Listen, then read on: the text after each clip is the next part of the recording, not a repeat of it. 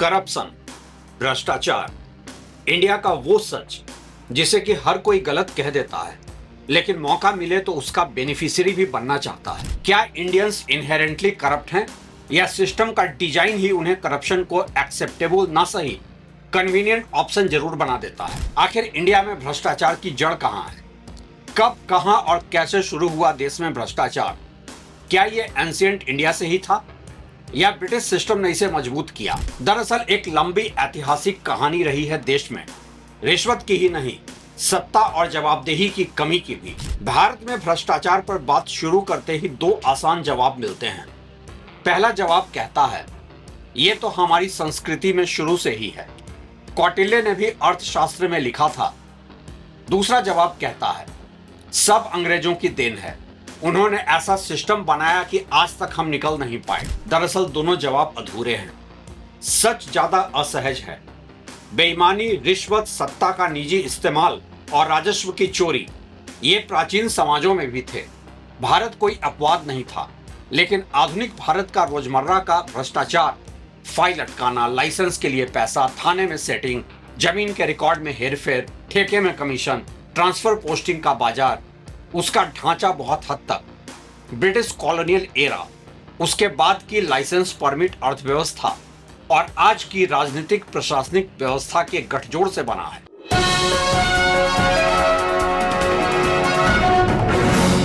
नमस्कार, आप देख रहे हैं रवि सिन्हा अनसेंसर्ड। इंडिया में आज सही सवाल यह नहीं है कि करप्शन कब, कहां और कैसे शुरू हुआ। सही सवाल है किस दौर ने भ्रष्टाचार को मौका दिया, किस दौर ने उसे संस्थागत बनाया और किस दौर ने उसे सामान्य जीवन का हिस्सा बना दिया। क्या भ्रष्टाचार इंडियन इन्वेंशन था? कल्पना कीजिए, हजारों साल पहले का एक राज्य, राजा है, कर वसूलने वाले अधिकारी हैं, अनाज का भंडार है, व्यापारिक रास्ते हैं, सेना है, जमीन से राजस्व आता है, लोगों को सुरक्षा चाहिए, न्याय चाहिए, सिंचाई चाहिए। जहां राज्य के पास कर लेने की ताकत होगी वहां उस कर में से कुछ हिस्सा छिपाने की कोशिश भी होगी। जहां अधिकारी के पास फैसला करने की ताकत होगी वहां उस ताकत का निजी लाभ उठाने की संभावना भी होगी। यह सिर्फ भारत की कहानी नहीं है। रोम, चीन, मिस्र, यूरोप, हर बड़े राज्य की कहानी में टैक्स कलेक्टर्स, कोर्ट ऑफिशियल्स और लोकल इंटरमीडियरीज की बेईमानी मिलती है। इसलिए भारत में करप्शन एंशिएंट है यह कहना आधा सच है। सही बात यह है पावर और डिस्क्रिप्शन जहां भी होंगे करप्शन की संभावना वहां होगी, लेकिन संभावना और संस्कृति में फर्क होता है। किसी समाज में चोरी होती है, इसका मतलब यह नहीं कि चोरी ही उसकी संस्कृति है। किसी राज्य में रिश्वत होता है, इसका मतलब यह नहीं कि पूरा राज्य रिश्वत पर बना है। प्राचीन भारत में भ्रष्टाचार के समर्थन में कौटिल्य का अर्थशास्त्र अक्सर सबसे ज्यादा इस्तेमाल होता है। लोग कहते हैं देखो, कौटिल्य ने लिखा था कि सरकारी अधिकारी शहद चाटे बिना नहीं रह सकता, लेकिन यह तर्क सही नहीं है, क्योंकि कौटिल्य ने भ्रष्टाचार पैदा नहीं किया, उसे पहचाना। कौटिल्य का विचार इस बात का प्रमाण नहीं है कि प्राचीन भारत भ्रष्टाचार की फैक्ट्री था। यह इस बात का प्रमाण है कि उस समय के राजनीतिक चिंतक जानते थे कि पब्लिक मनी और प्राइवेट टेम्पटेशन का रिश्ता खतरनाक होता है। कौटिल्य का अर्थशास्त्र राजस्व, प्रशासन, जासूसी, दंड, बाजार नियंत्रण और राज्य की क्षमता पर एक गंभीर ग्रंथ है। यह केवल नैतिक उपदेश नहीं देता, वह यह प्रश्न भी पूछता है कि अधिकारी चोरी करेगा तो उसे पकड़ेंगे कैसे, अकाउंट्स कैसे वेरीफाई होंगे, निरीक्षण कैसे होगा, दंड क्या होगा। यानी कौटिल्य का मूल संदेश यह था कि अधिकारी पर सिर्फ भरोसा मत करो, सिस्टम बनाओ। आधुनिक स्कॉलर्स भी अर्थशास्त्र को एक जटिल स्टेट क्राफ्ट टेक्स्ट मानते हैं जिसके ऑथरशिप और डेटिंग पर बहस है। इसे सीधे आज के भारत का लिटरल एडमिनिस्ट्रेटिव मैनुअल मानना इतिहास को बहुत सरल बना देना होगा। कौटिल्य ने भ्रष्टाचार का सेलिब्रेशन नहीं किया, उन्होंने इसे स्टेट फेलियर का रिस्क माना। आज की विडंबना देखिए, हम कौटिल्य को कोट तो करते हैं लेकिन उनकी सबसे जरूरी बात भूल जाते हैं। Audit, cross check, records, punishment, independent intelligence, administrative supervision. आज हम कहते हैं कौटिल्य के समय भी भ्रष्टाचार था, लेकिन सवाल होना चाहिए, कौटिल्य के समय भी अगर करप्शन था तो उन्होंने अकाउंटेबिलिटी की इतनी चिंता क्यों की? लोग अक्सर पूछते हैं कि क्या प्राचीन और मध्यकालीन भारत में भी भ्रष्टाचार की समस्या थी? प्राचीन भारत कोई एक सेंट्रलाइज्ड परमानेंट ब्यूरोक्रेसी वाला मॉडर्न नेशन स्टेट नहीं था। अलग अलग राजवंश, गणराज्य, साम्राज्य, स्थानीय समुदाय, ग्राम संस्थाएं, मंदिर प्रशासन, व्यापारी संघ और सामंत सब मिलकर शासन की अलग अलग परतें बनाते थे। इसका मतलब था कि सत्ता कई जगहों पर बटी हुई थी। कभी राजा टैक्स लेता था, कभी स्थानीय मुखिया, कभी सामंत, कभी धार्मिक संस्था, कभी रेवेन्यू कलेक्टर। जहां पावर फ्रैगमेंटेड होती है वहां अकाउंटेबिलिटी भी फ्रैगमेंटेड होती है। लेकिन एक फर्क था, राज्य का एवरीडे रीच आज जितना गहरा नहीं था। आज जन्म प्रमाण पत्र से लेकर pension, school admission, ration, land record, GST, police verification, hospital, municipal approval, हर जगह हर लेवल पर आपकी जिंदगी में यह मौजूद है। पुराने समय में राज्य की पहुंच बहुत जगह थी पर हर नागरिक के काम तक नहीं थी, इसलिए एंशिएंट करप्शन था। लेकिन आज वाला हर काउंटर पर डिस्क्रेशन वाला करप्शन नहीं था। मुगल और पूर्व औपनिवेशिक व्यवस्था में भी राजस्व, पैट्रोनेज और इंटरमीडियरी का रोल साफ दिखता है। मध्यकालीन शासन में भी करप्शन और एब्यूज ऑफ ऑफिस की समस्या थी। रेवेन्यू कलेक्शन अक्सर लोकल इंटरमीडियरीज के जरिए होता था। जमीन से कर वसूलना राज्य की सबसे बड़ी जरूरत थी। अधिकारी अगर ज्यादा वसूले, कम जमा करें, लोकल एलिट क्लास से मिल जाएं या किसानों पर दबाव डालें तो राज्य और जनता दोनों नुकसान में जा सकते थे। लेकिन इसे केवल मुगल काल का करप्शन कहकर छोड़ देना भी गलत होगा। असल मुद्दा था revenue system, local power, patronage, military needs, weak information flow, ruler और गांव के बीच की दूरी। जहां रूलर को जमीन की वास्तविक उपज नहीं पता, वहां कलेक्टर के पास शक्ति बढ़ती है। जहां कलेक्टर की शक्ति बढ़ती है, वहां रेंट सीकिंग की संभावना बढ़ती है। यही पैटर्न दुनिया के हर एग्रेरियन एम्पायर में देखने को मिलता है। मुगल काल के बाद इंडिया में अंग्रेज आए और करप्शन को खत्म नहीं किया, उसका स्ट्रक्चर बदल दिया। यहां से कहानी निर्णायक मोड़ लेती है। ब्रिटिश राज का लक्ष्य भारत में वेलफेयर स्टेट बनाना नहीं था। उसका लक्ष्य था राजस्व निकालना, कानून व्यवस्था बनाए रखना, व्यापार और साम्राज्य को सुरक्षित रखना, संसाधनों पर नियंत्रण रखना, राजनीतिक विरोध को नियंत्रित करना। ब्रिटिश एडमिनिस्ट्रेशन ने modern records, surveys, police, courts, district administration, land settlement और सिविल सर्विस बनाया। लेकिन ये सिटीजन सर्विस सिस्टम नहीं था, ये इंपीरियल एक्सट्रैक्शन सिस्टम था। यह बात समझना बहुत जरूरी है। क्या ब्रिटिश ब्यूरोक्रेसी का मूल सवाल था लोगों को बेहतर सेवा कैसे दें? नहीं, उसका मूल सवाल था राजस्व कैसे सुनिश्चित करें, विरोध कैसे नियंत्रित करें और साम्राज्य कैसे चलाएं। यहीं से इंडियन ब्यूरोक्रेसी में एक ऐसी मानसिकता मजबूत हुई जिसमें अधिकारी जनता का सर्वेंट कम, रूलर का रिप्रेजेंटेटिव ज्यादा बन गया। कंपनी राज का करप्शन मॉडल अलग था, व्यापार और शासन के एक हो जाने वाला था। ईस्ट इंडिया कंपनी पहले व्यापार करने आई, फिर उसने शासन करना शुरू किया। और जब प्राइवेट कंपनी के हाथ में टैक्स, सेना, व्यापार और कानून सब आ जाएं, तो करप्शन केवल रिश्वत के लेवल पर नहीं रहता, यह शासन का बिजनेस मॉडल बन जाता है। 18वीं सदी में बंगाल से revenue extraction, private trade, patronage और कंपनी ऑफिशियल्स की व्यक्तिगत संपत्ति को लेकर ब्रिटेन में भी बड़ा पॉलिटिकल स्कैंडल हुआ। नवाब शब्द, जो अंग्रेजी का नवाब वर्जन था, उन कंपनी ऑफिशियल्स के लिए इस्तेमाल होने लगा जो भारत से बहुत धन लेकर ब्रिटेन लौटते थे। यानी कॉलोनियल करप्शन सिर्फ भारतीय क्लर्क की रिश्वत सिस्टम नहीं थी, उसका ऊपरी रूप था revenue extraction, monopoly, private enrichment, political patronage, local elite से गठजोड़, पब्लिक पावर का प्राइवेट वेल्थ में बदलना। यह उस भ्रष्टाचार से कहीं बड़ा था जो किसी तहसील के बाबू की मेज पर होता है। इसी से बनने लगा परमानेंट सेटलमेंट और जमीन का नया भ्रष्टाचार। ब्रिटिश लैंड रेवेन्यू सिस्टम, जहां परमानेंट सेटलमेंट अलग अलग क्षेत्रों में अलग अलग रूपों में लागू हुए, लेकिन इनका बड़ा असर यह हुआ कि जमीन, टैक्स और रिकॉर्ड का रिश्ता अधिक फॉर्मल, अधिक लीगल और अधिक ब्यूरोक्रेटिक बन गया। अब जमीन सिर्फ खेती नहीं थी, वो रिकॉर्ड थी, रजिस्ट्री थी, रेवेन्यू एंट्री थी, सर्वे नंबर थी, कोर्ट डिस्प्यूट थी, लगान था, ऑक्शन था। और जहां रिकॉर्ड की ताकत बढ़ती है, वहां रिकॉर्ड नियंत्रित करने वाले की ताकत भी बढ़ती है। आज भी भारत में land records, mutation, registry, encroachment, circle rate, compensation और कन्वर्जन से जुड़ा करप्शन इतना गहरा क्यों है? क्योंकि कॉलोनियल पीरियड ने जमीन को सिर्फ सामाजिक संबंध नहीं रहने दिया, उसे स्टेट कंट्रोल्ड लीगल डॉक्यूमेंट बना दिया। जिसके पास रिकॉर्ड की पहुंच है, उसके पास पावर है। जिसके पास पावर है, उसके पास रेंट लेने की क्षमता है।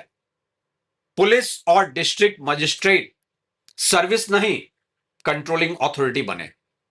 ब्रिटिश हुकूमत ने पुलिस और डिस्ट्रिक्ट एडमिनिस्ट्रेशन को मॉडर्न फॉर्म दिया, लेकिन उसका डीएनए सिटीजन प्रोटेक्शन नहीं, कॉलोनियल ऑर्डर था। थाना लोगों के लिए न्याय का पहला दरवाजा कम और राज्य की निगरानी का औजार ज्यादा था।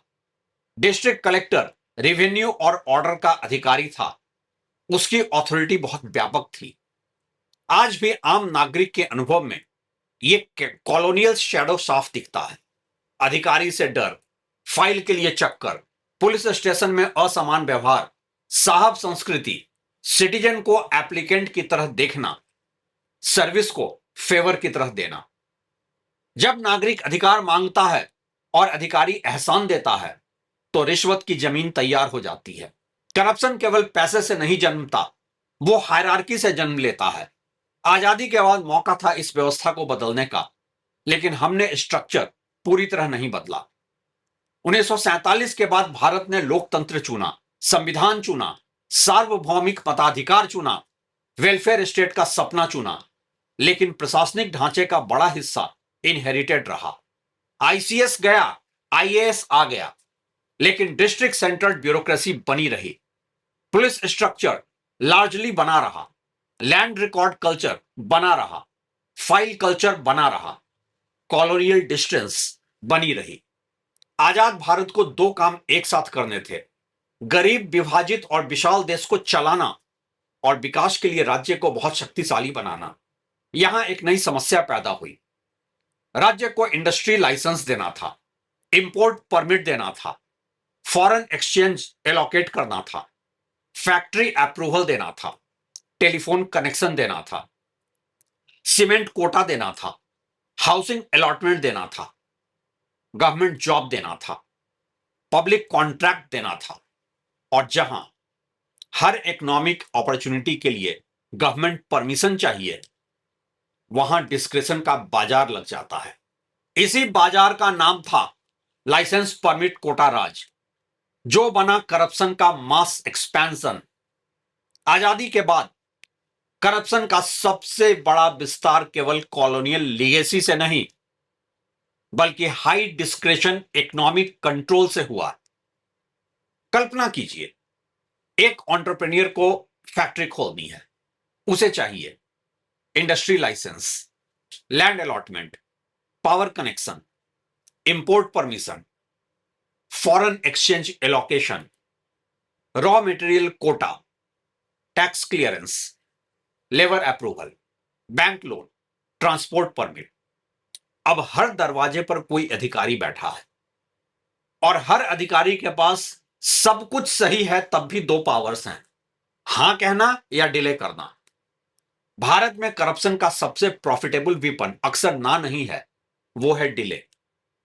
जब डिले आपकी फैक्ट्री, आपकी पेंशन, आपका हॉस्पिटल एडमिशन, आपका बिल्डिंग अप्रूवल या आपका बिल रोक सकता है, तब स्पीड का एक प्राइस बन जाता है।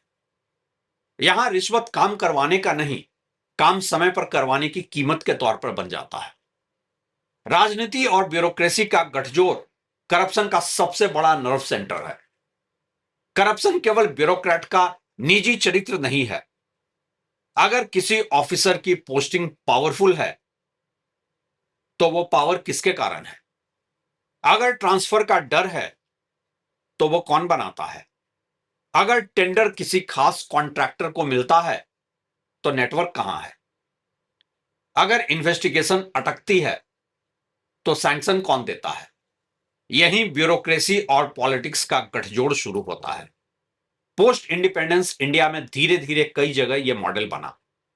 पॉलिटिशियन को फंड चाहिए, कॉन्ट्रैक्टर को प्रोजेक्ट चाहिए, ऑफिसर को पोस्टिंग चाहिए, मिडिलमैन को कमीशन चाहिए, पॉलिटिकल पार्टी के नेटवर्क को रिसोर्सेज चाहिए, और पब्लिक प्रोजेक्ट केवल पब्लिक सर्विस नहीं, रेंट डिस्ट्रीब्यूशन सिस्टम बन जाता है।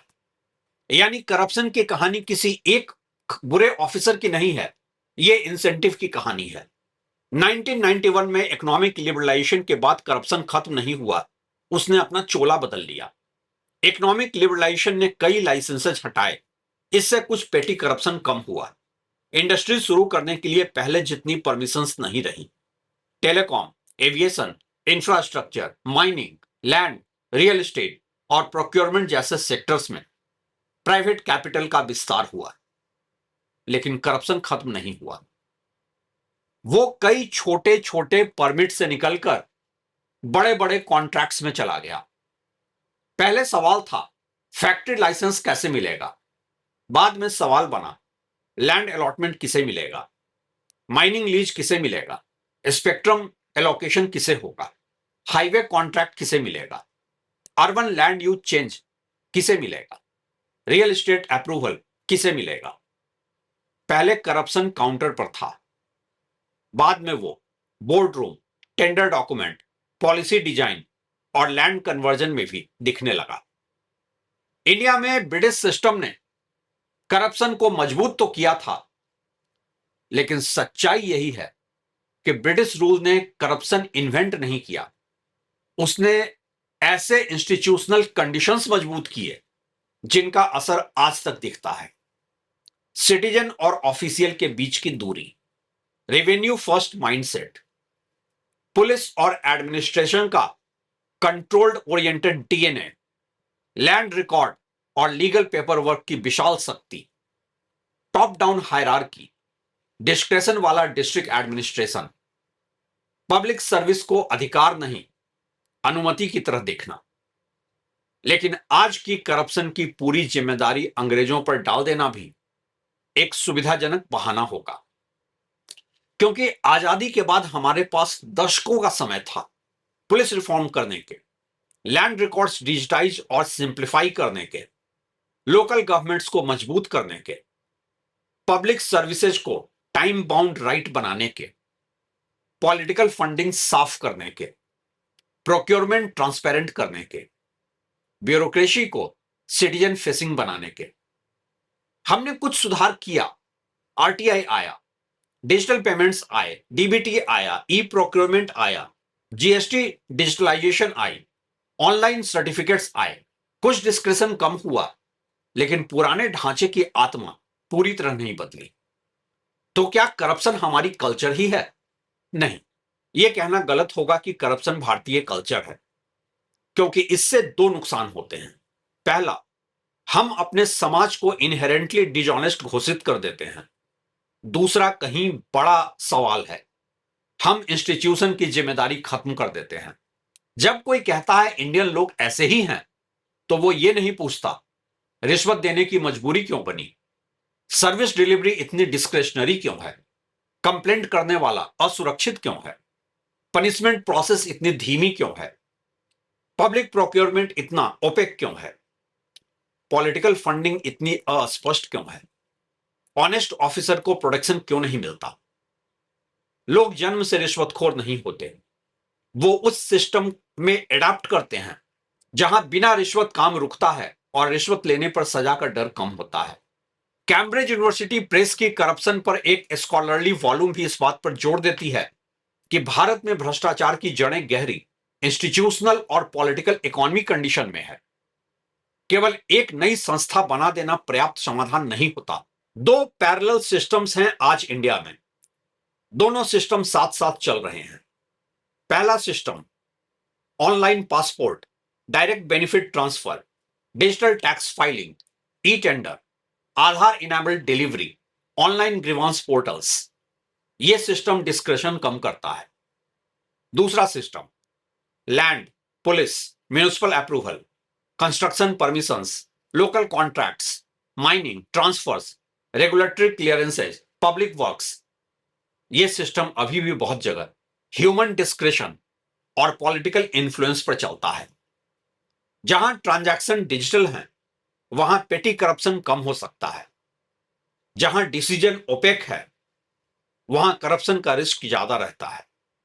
छोटे छोटे लेवल पर डिजिटल पेनेट्रेशन की वजह से करप्शन कम होने का एक परसेप्शन बनता है देश में, लेकिन बड़े बड़े कॉन्ट्रैक्ट्स में क्रोनी कैपिटलिज्म का करप्शन इंडेक्स इंडिया के लिए आज असली खतरा है।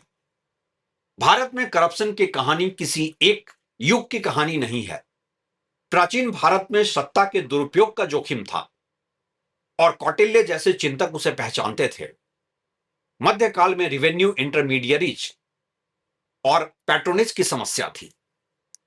कंपनी राज ने पब्लिक पावर और प्राइवेट एनरिचमेंट का खतरनाक मेल दिखाया। ब्रिटिश कॉलोनियल स्टेट ने hierarchy, revenue obsession, police control और सिटीजन ऑफिशियल डिस्टेंस को इंस्टीट्यूशनल फॉर्म दिया। आजादी के बाद लाइसेंस परमिट सिस्टम ने डिस्क्रेशन को व्यापक बनाया। बाद की राजनीति और बिजनेस नेटवर्क्स ने कई क्षेत्रों में करप्शन को ऑर्गेनाइज्ड बनाया। लिबरलाइजेशन और डिजिटाइजेशन ने कुछ दरवाजे बंद किए, लेकिन बड़े रेंट सीकिंग के नए दरवाजे भी खुले। इसलिए करप्शन भारत की एंशिएंट लीगेसी सिर्फ नहीं है, यह सत्ता, डिस्क्रेशन, कमजोर अकाउंटेबिलिटी और नागरिक की बेबसी का आधुनिक परिणाम भी है। और शायद सबसे जरूरी सवाल यह है, अगर कौटिल्य हजारों साल पहले यह समझ सकते थे कि पब्लिक मनी पर बैठे अधिकारी को निगरानी चाहिए, तो आधुनिक भारत में अभी तक यह समझ क्यों नहीं आया कि भ्रष्टाचार के खिलाफ भाषण नहीं, सिस्टम की रीडिजाइन चाहिए? इसका जवाब हम सबको मिलकर सोचना होगा। और हां, अगर यह करप्शन आपके लिए भी एक बड़ा मुद्दा है, तो आप इस वीडियो को ज्यादा से ज्यादा लाइक, हाइप और शेयर करें। चैनल को भी सब्सक्राइब कर लें। हम अभी इस पर आगे और भी बात करेंगे। अगला एपिसोड होगा देश में ब्यूरोक्रेसी के करप्शन पर। शुक्रिया।